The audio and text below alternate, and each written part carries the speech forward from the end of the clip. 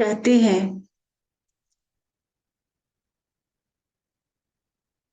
जब ओशो को संबोधि हुआ, वो जब ज्ञान को प्राप्त हुए,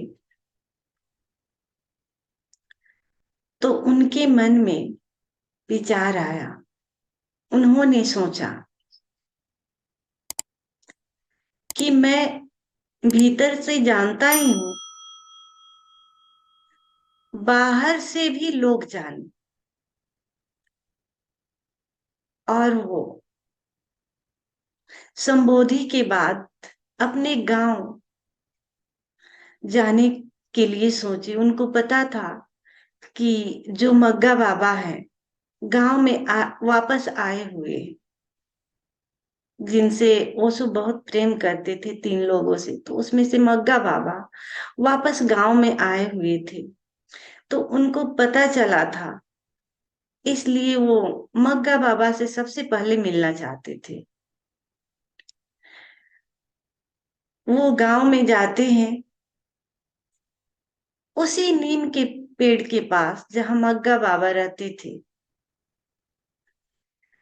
और जैसे ही ओशो वहां जाते हैं उस नीम के पेड़ के पास, तो मग्गा बाबा वहां पहले से ही मौजूद थे।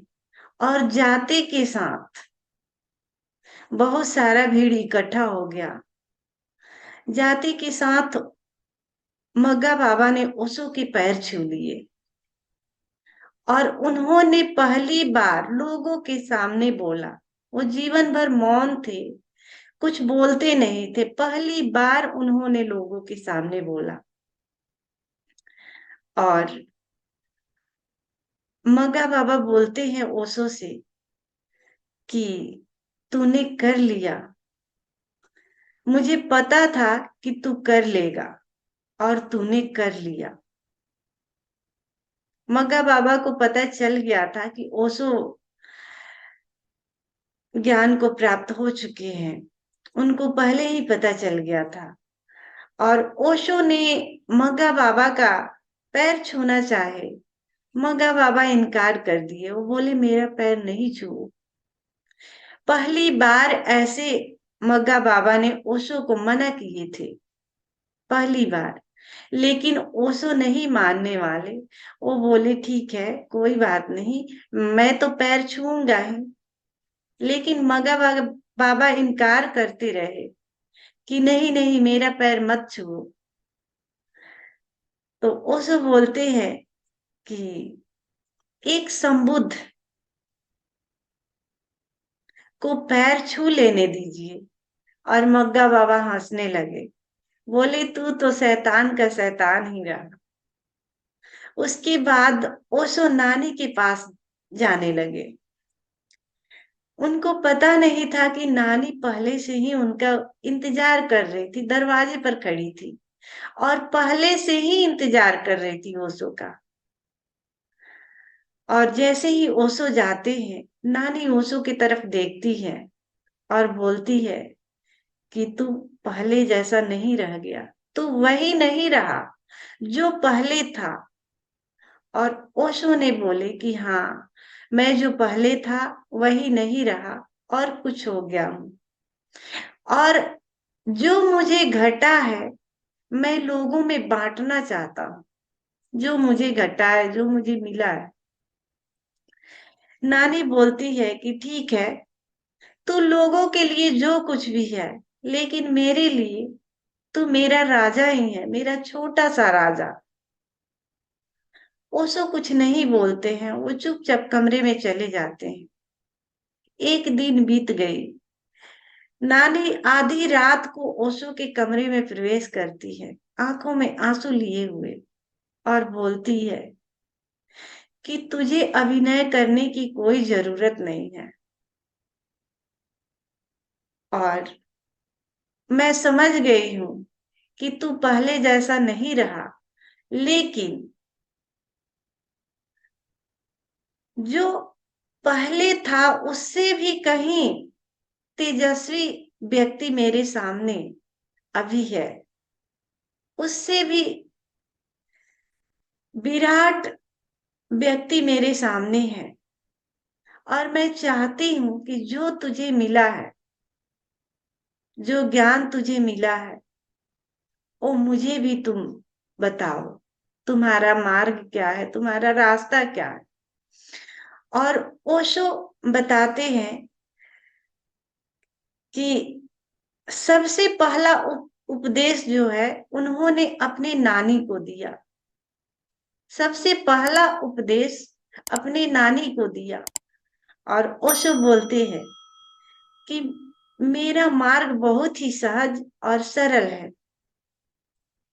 बहुत ही सहज और सरल है मेरा मार्ग।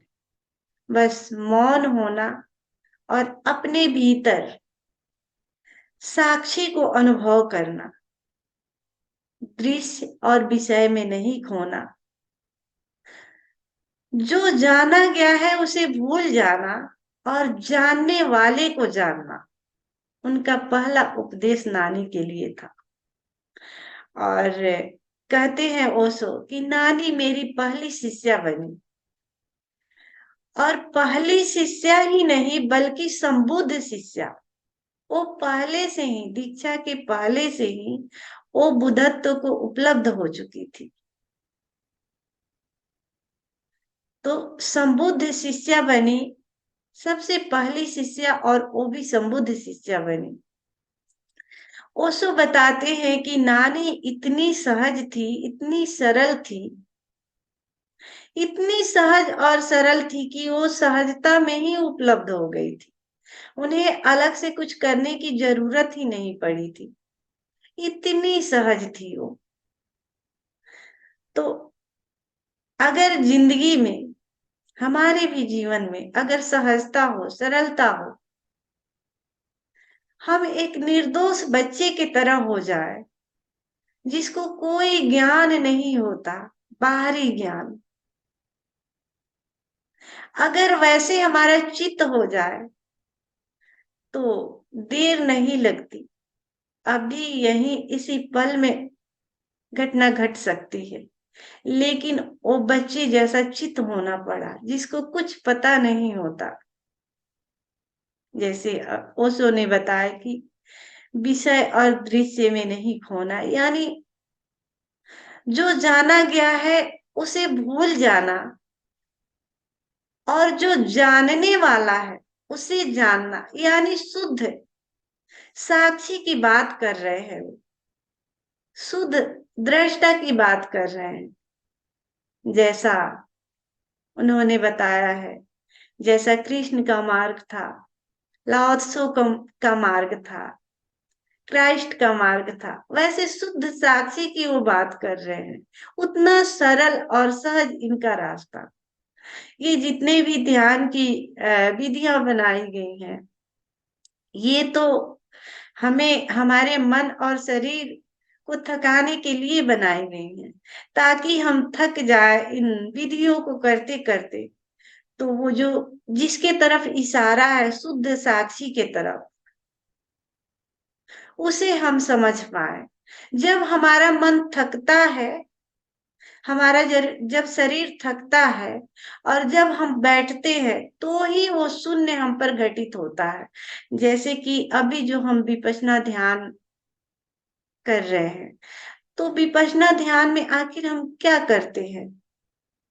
जो भीतर शुद्ध, जो चैतन्य है, जो साक्षी है, बस उसको हम अनुभव करते हैं।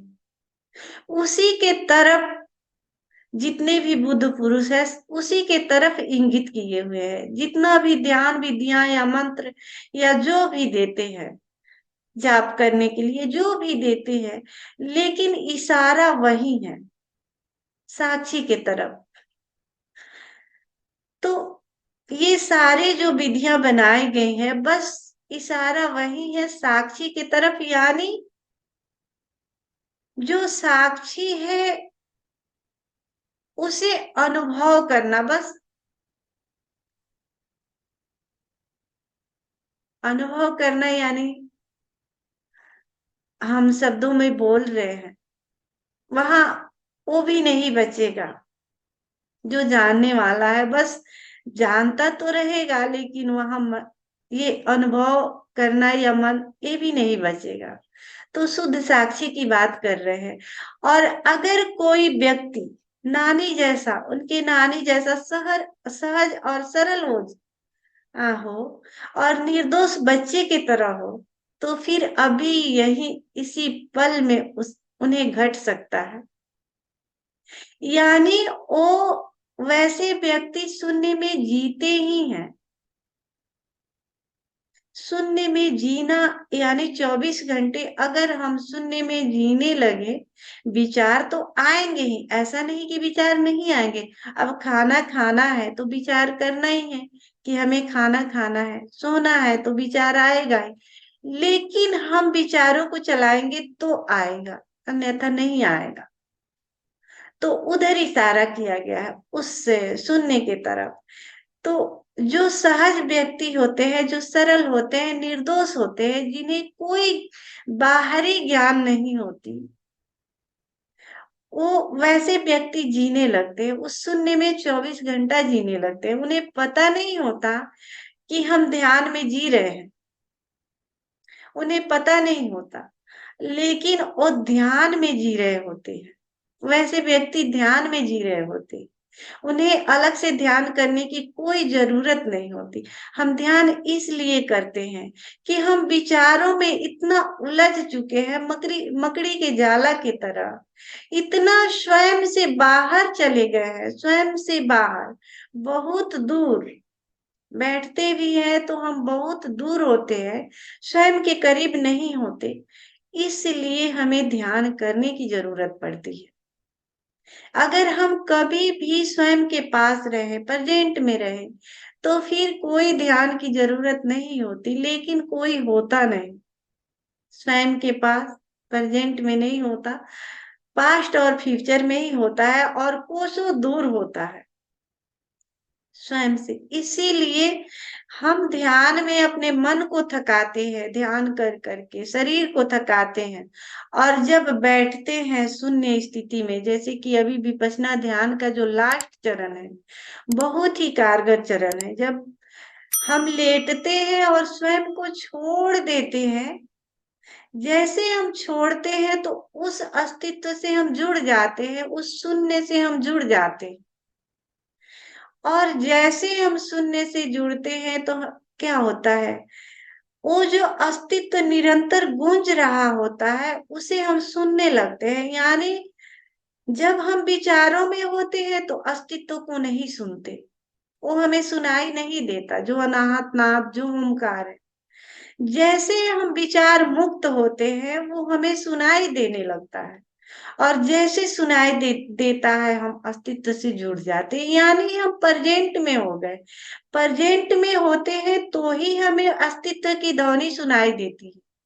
अब आप बाजार में भी उसे सुन सकते हैं। प्रेजेंट में अगर रहेंगे, कितना भी हल्ला होता रहे, कितना भी भीड़ भाड़ क्यों नहीं रहे, लेकिन आप अगर प्रेजेंट में है तो भीड़ भाड़ में भी आप स्वयं के भीतर होंगे, और आप उस साक्षी को अनुभव करते हुए उसे सुनते रहेंगे। यानी जो भी बाहर घटनाएं घट रही है, उसके प्रति हम सजग रहते हैं, और स्वयं के भीतर जो साक्षी है उसका भी हमें बोध होता रहता है, और अस्तित्व से हम जुड़े रहते हैं, यानी अस्तित्व में होते हैं।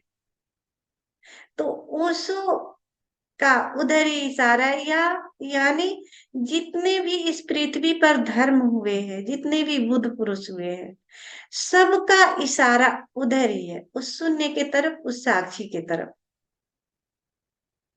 तो अगर हम सहज और सरल होते हैं तो घटना घटने में देर नहीं लगती, अभी यही, बल्कि वो तो मिला ही हुआ है, जीने की जरूरत है। वो वो है ही, हमारे भीतर मौजूद ही है। हम जिसे खोज रहे हैं, ढूंढ रहे हैं, और घटाने की कोशिश कर रहे हैं।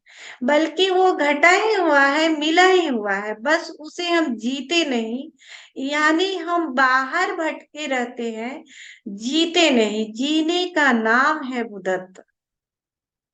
अब उस चीज को जो मिला हुआ है, बस उसे जीना शुरू कर दे, 24 घंटे बस जीने का नाम है बुद्धत्व। तो आइए इसी भाव दशा के साथ हम इस ध्यान में प्रवेश करते हैं। जैसा कि मैं ओशो का वीडियो लगाती हूँ, ओशो आते हैं, ओशो का हम स्वागत करते हैं, प्रेम से भरे हुए, भाव से भरे हुए हम ओशो का स्वागत करेंगे। और फिर एक छोटा सा संगीत के साथ हम इस ध्यान में प्रवेश करेंगे। संगीत के बाद बुद्धम शरणम गच्छामि प्रार्थना से हम शुरू करेंगे। तो जब हम उस प्रार्थना को करेंगे तो पूरे भाव से भरे हुए हमें करना है, हृदय से भरे हुए हमें करना है। अगर हम भाव से भरे हुए स्वयं को समर्पित नहीं करते हैं तो फिर वो जो हमारे भीतर जिसे अहम बोलते हैं वो तिरोहित नहीं हो पाएगा, हम अकड़े के अकड़े रह जाएंगे। इसलिए हमें पूरे भाव से झुकना है, पूरे हृदय से भरे हुए। ऐसा आपको लगे कि एक, जैसे हम किसी बुद्ध पुरुष के पास जाते हैं और झुकते हैं तो क्या होता है, जब हम झुकते हैं तो हमारी आंखें नम होती है, हमारे भीतर अलग ही एक खुशी होती है, आंखें नम होती है, वो खुशी के आंसू होते हैं। तो ऐसे हमें झुकना है। जब हम झुकेंगे कि हम सारे बुद्ध पुरुषों के शरण जाते हैं तो हमारे आंखें नम होनी चाहिए। तो इतने भाव से हमें झुकने हैं। और जैसे आप भावपूर्ण होंगे आप पाएंगे कि आप बहुत हल्के हो गए, बहुत सहज हो गए, बहुत सरल हो गए, उन छोटे बच्चों के समान हो गए जो निर्दोष होते हैं, सहज चित्त के होते हैं। ऐसे हमें झुकना है। उसके बाद हम ध्यान में प्रवेश करेंगे। तो सभी मित्र खड़े हो जाए।